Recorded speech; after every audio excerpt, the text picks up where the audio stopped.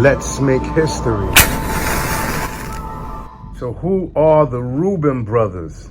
They are the 3 Bs, billionaire British businessmen. They were actually born in British India in the 1940s, and their parents were Jews from Iraq. Split up when they were young. They moved to London, where they grew up during the 1950s, became wealthy via the metal industry. They also owned like a carpet company. They had various other businesses, but primarily their wealth comes from the metal industry. Then they transitioned over into real estate, huge properties, everywhere from New York to Beverly Hills. They own part of a football club. They're involved in car racing and, of course, philanthropy. Now they have acquired land in Cabo Rojo, Puerto Rico, which is basically the tip of the southwest corner of the island. Beautiful place, over 100 beaches.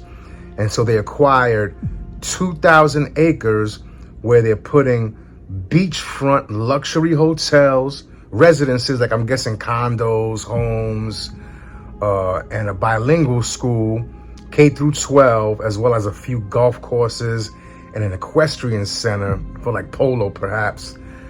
But the reason why people on the island and Puerto Ricans in general feel bitter about this already is because, do you really think that the people of the island are going to be able to afford to live in that area once the Reuben brothers officially take over?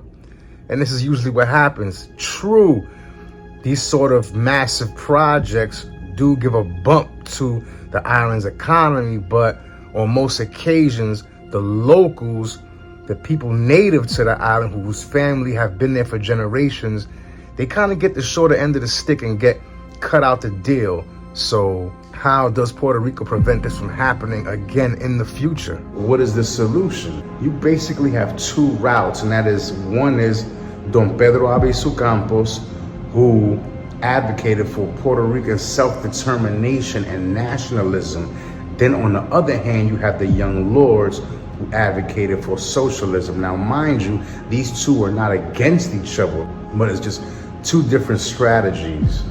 And so many countries, not just in Latin America, but around the world, are going more towards the right, because as the left wing gained popularity, they went more towards socialism. And it has been pretty much proven that socialism doesn't work. No one can really name a successful socialist economy or communist economy that was sustainable, that lasted long periods of time. The answer, and do this, here's a project, here's a little bit of homework, do this. As someone who's a supporter of socialism, give me an example of a successful socialist or communist country, and their answer will most likely be, well, it hasn't been practiced the right way. We haven't had a true socialist country. We haven't had a true communist country. I'm not a fan of it.